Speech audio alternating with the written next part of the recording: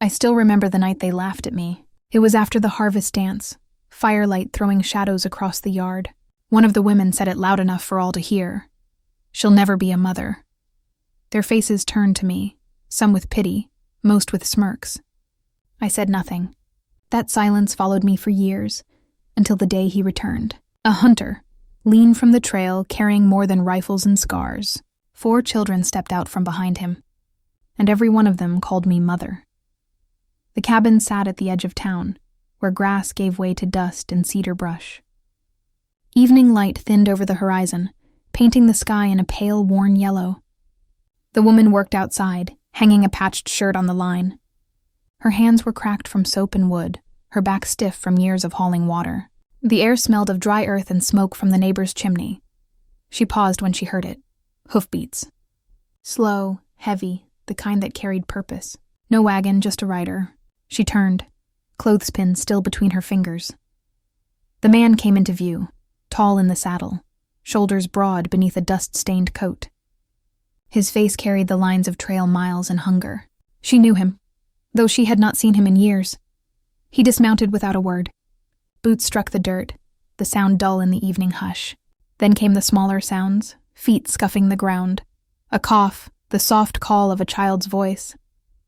4 of them, stepping out from behind him, eyes wide and searching. The woman's breath caught. For a moment nothing moved, just dust settling in the last light of day. Morning came cold, though the season had not yet turned. A gray light slid through the shutters, cutting across the cabin floor. The woman rose before the children stirred, set water to boil, and laid out the last of the bread. Their small voices soon filled the room, soft, uncertain, carrying a weight beyond their years. When they stepped outside, the town had already gathered. Not in a crowd, not openly, but in clusters. Neighbors at the well, men leaning against fence rails, women pretending to hang wash. Their eyes told more than their mouths. "Whose are they?" one man asked, his tone low but sharp. The hunter said nothing. His jaw worked, as if chewing words that would not come. "They ain't hers," another voice muttered. Laughter followed, quick and mean. The woman stood still, her hands folded tight at her waist. Heat rose in her chest, not from anger, but from the weight of every gaze pressing against her. She had known whispers before, but never with children at her side, clutching her skirts as though she truly was what they called her. Mother. A neighbor woman stepped forward, her face pinched. 4 mouths, she said, and she couldn't give even one. The hunter finally spoke, his voice flat. "They're mine. That makes them hers." The words landed heavy. Silence followed. Some turned away, shaking their heads. Others stayed, watching longer than they should. The woman felt the ground tilt beneath her. It was only the 2nd morning, and already the town had chosen its side. That night the cabin walls felt tighter than ever. The fire burned low, throwing uneven light across the room. The 4 children huddled near the hearth, their small shoulders touching, their eyes following every movement of the woman. She laid another log on the flames, though wood was running short.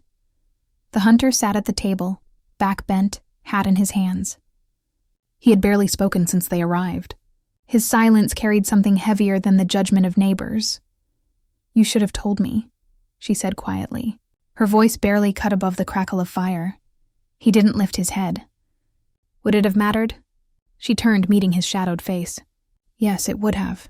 The air between them held.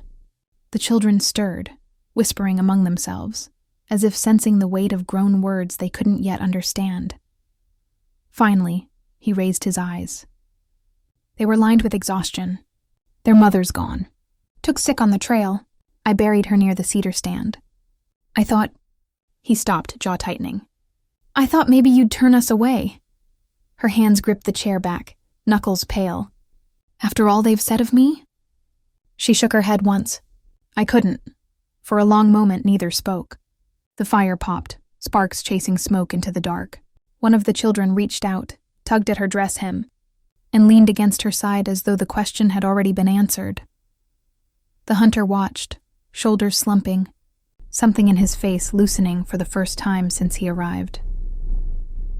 The storm broke before dawn. Wind dragged dust across the yard, rattling shutters, carrying the smell of rain that would never come. The woman stepped outside, a shawl pulled tight around her shoulders. Shapes moved in the dim light, neighbors gathering again, this time closer, their voices harder than before. A man with a red scarf tied at his neck called out first. "We won't carry her burden. 4 mouths to feed, and she never earned them." Others muttered agreement. Boots scuffed the dirt. The hunter came to the door, rifle across his arm, eyes cold and steady. "Back away," he said.